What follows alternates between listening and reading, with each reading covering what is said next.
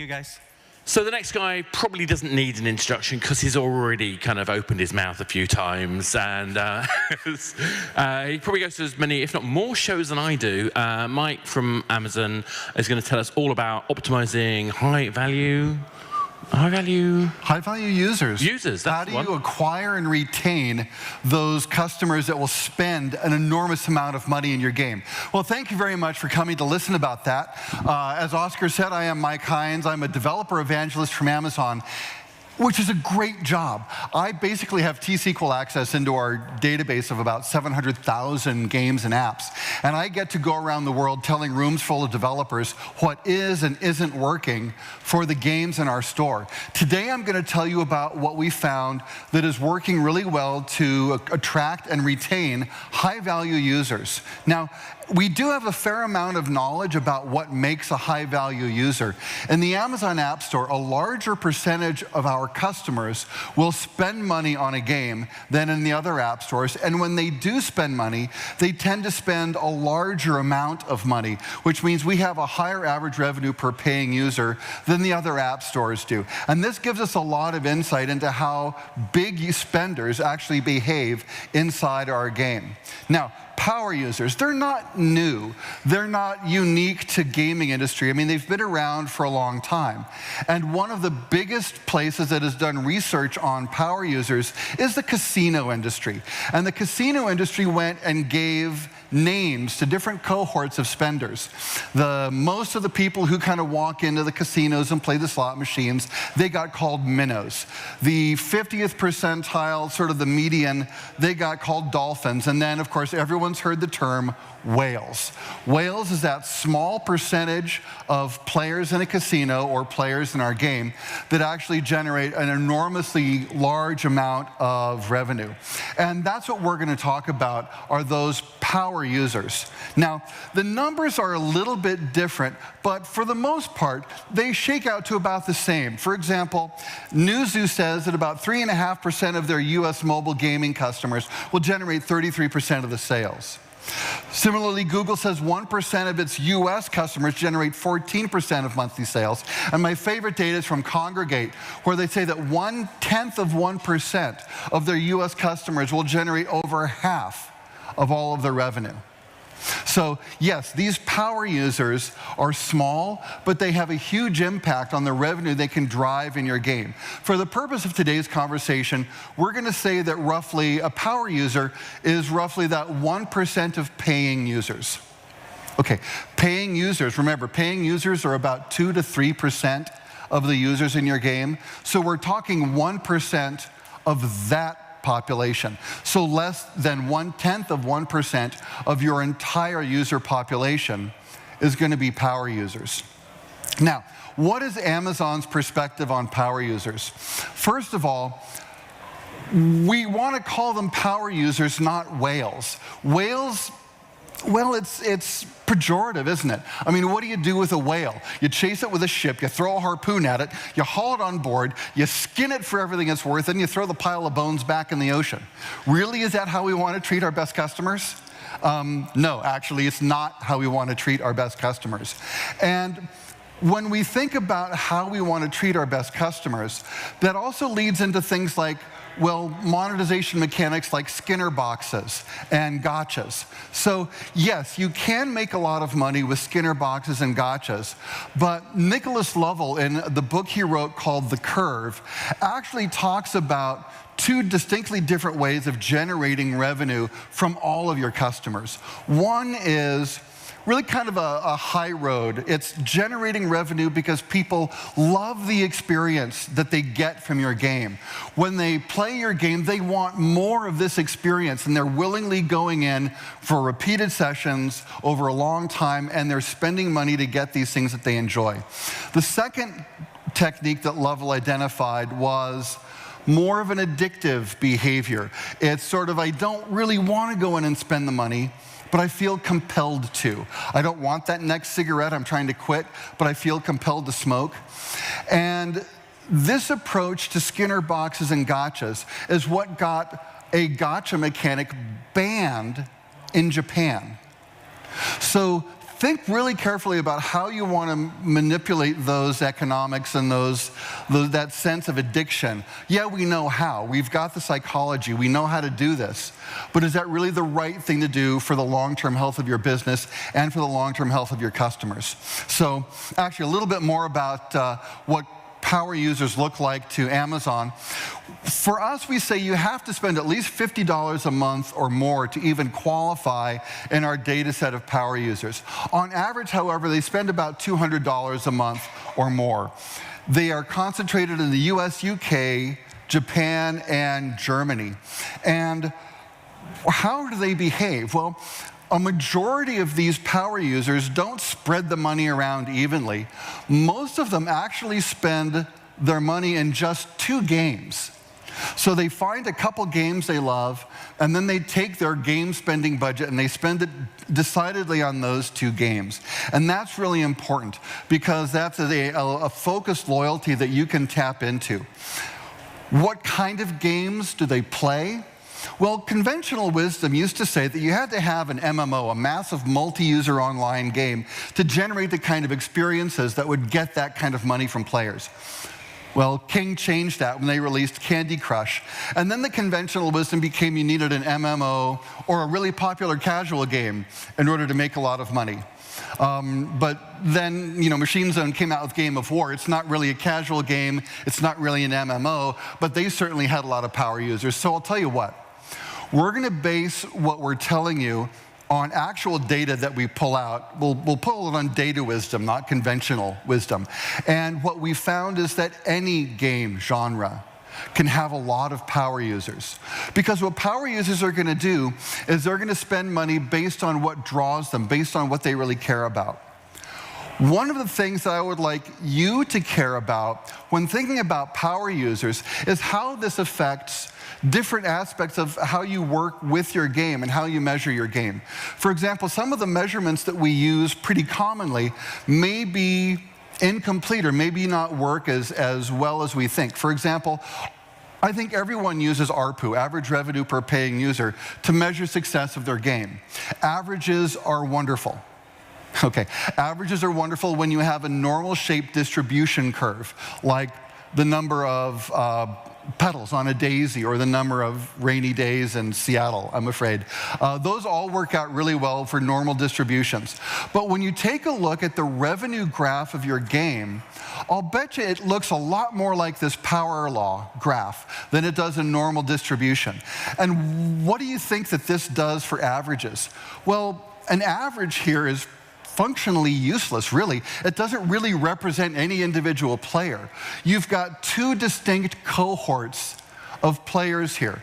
The one on the left, this really tiny, thin sliver of power users that are generating a ton of revenue for you, and then there's everyone else.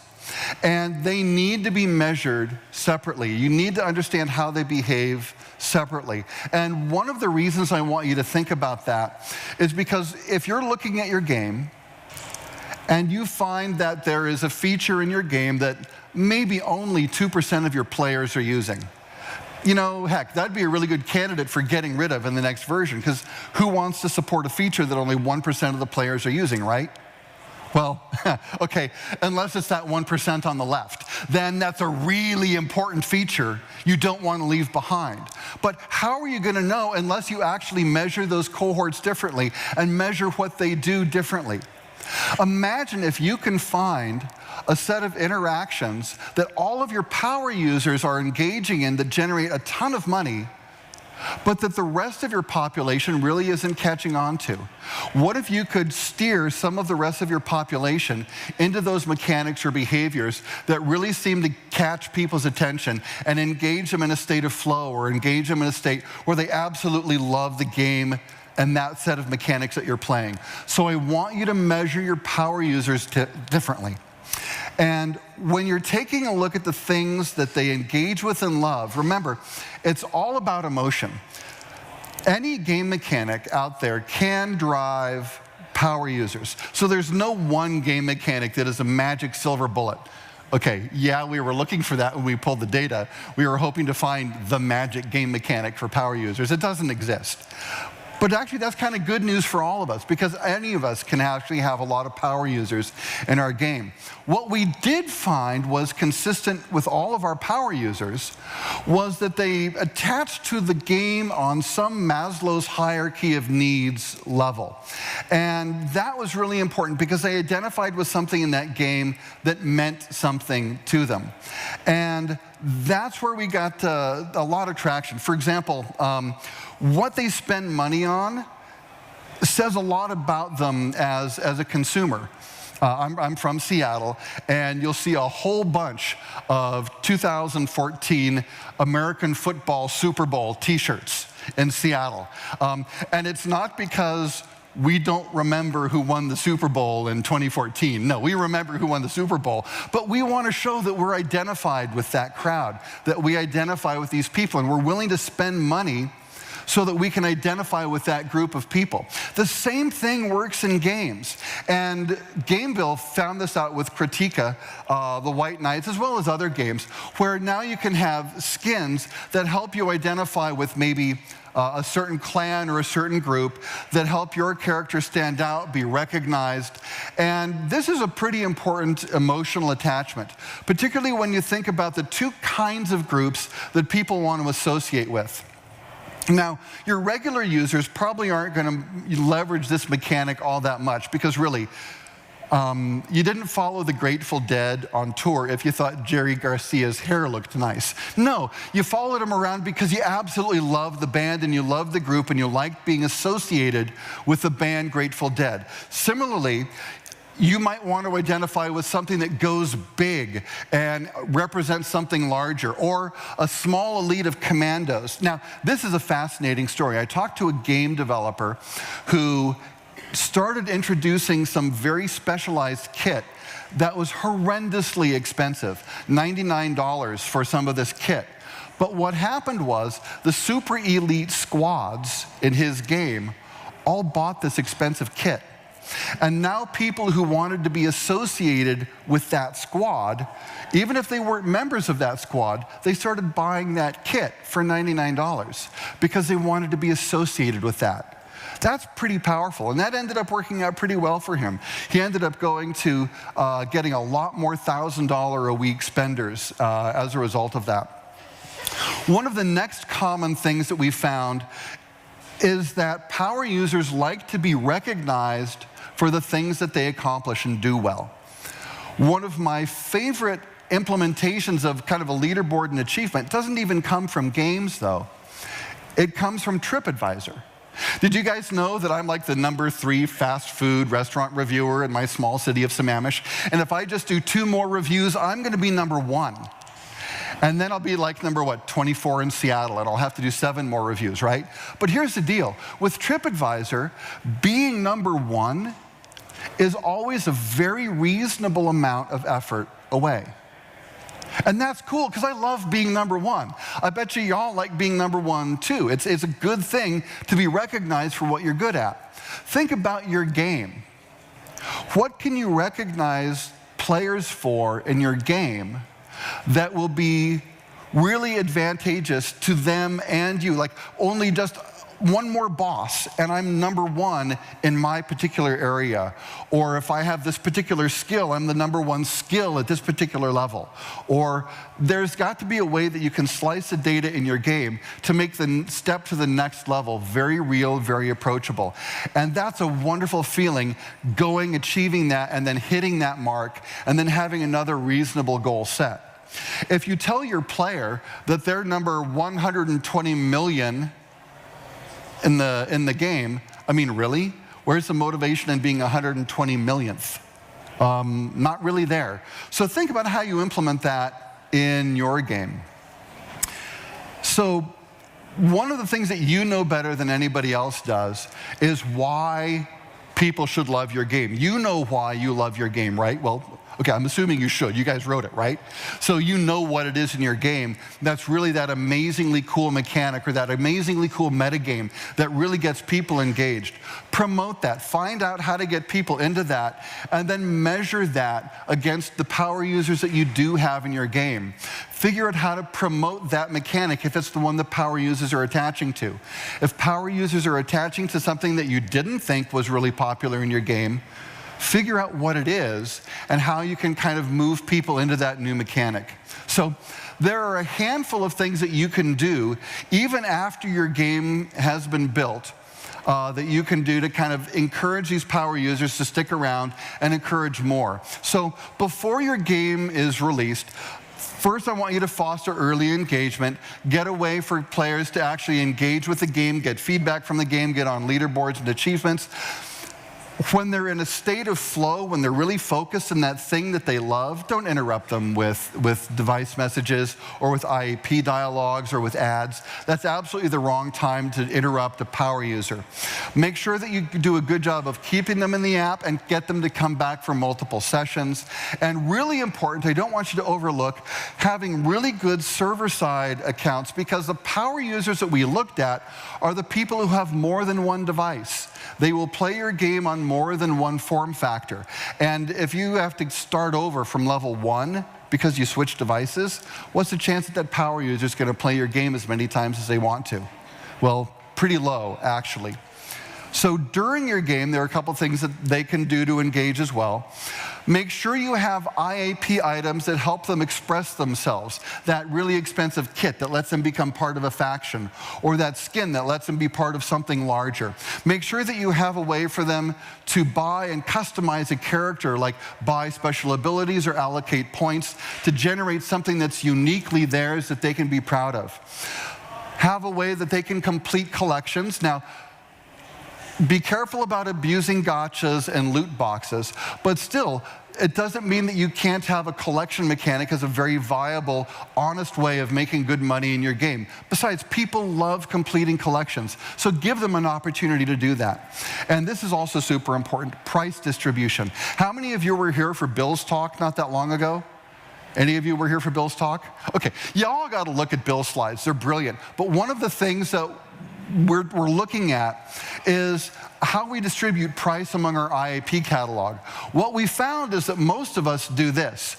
We have 31% of our catalog at the low price end, where we generate 14% of our revenue. But take a look at the last two price points, $49 and $99. We're only putting 4% of our catalog out there, and yet we're getting 20% of our revenue from where we have such a small percentage of our catalog. The games that are doing really well monetizing power users have a much better price distribution than the rest of us do. So we should really think about how we leverage that. All right. After your game is launched, I need you to be able to grow with your power users. What does that mean? I need you to understand the price sensitivity of your catalog. In the study that we did, we found that after someone has been playing your game for 30 days, power users are going to be there, trust me, people will pay 60% more for an in-app purchase item than they did on day 0. Think about what you're showing your customers after they've been in the game for 30 days. Is it the same set of IAP catalog items you showed them on day 0? Have you been training them that the catalog doesn't change every time they look at it? Why would a power user come back and look at it again if he knows it's just going to be the same old stuff? And if he's willing to spend 60% more, well, that explains why the top games we looked at had 60% more expensive items after 30 days than they did at day 0. Your catalog needs to grow dynamically with your user base. Know who's looking at your catalog, adjust your catalog items accordingly. And that's where expanding your catalog and keeping it fresh is going to come in. When we looked at the data, we found that the more items you had in your IAP catalog, the more average revenue per paying user you were able to make. Now, this doesn't mean showing everything at once. It doesn't mean that if you had 1 to 5 items, if you just show people 15 items, you'll make a lot more money. What I want you to learn from this data that we pulled is they're still showing only 4 or 5 things at any given time to a customer, but the depth of their catalog means they can show a different 4 or 5 things to customers. All right, limit your price points. While variety is good for catalog, variety is terrible for price points. As a matter of fact, the more price points you had, the less money you made. Why? Because what's the difference between a 99-cent sword and a 1.99-cent sword? It's really hard for customers to differentiate the value of closely spaced things. And like Bill said earlier, if you make your customer think, they're going to go play Angry Birds. So really, fewer price points set farther apart was far more valuable than a whole bunch of price points close together. All right, and lastly, I want you to treat all of your customers really well. Now, what are the takeaways from this? First of all, the good stuff. Power users are going to drive today's revenue, and because of what you learn from what their behavior is, you can focus your non-power users towards those behaviors and drive tomorrow's revenue. Any user can become a power user, and they're driven by what they love. Please don't try to drive them by compulsion, drive them by passion. Now, there is hard work that goes with this as well. You need to plan for them, including measuring your power users separately from how you measure everyone else. That's really important if you want to get the benefit from understanding how your power users operate. I want you to support their emotional choices with your IAP catalog, given the things we talked about earlier, and I want to make sure that you grow with them and the amount of money that you charge them grows exponentially with their commitment and engagement in your game. That way you'll not only help get more power users, you'll retain them and make them happier as well. Guys, we've talked about a lot of things. These slides will be available online. And of course, you can always reach out to me. I'd love to keep the conversation going as we move forward. Thank you very much for your time today. Thank you, Mike.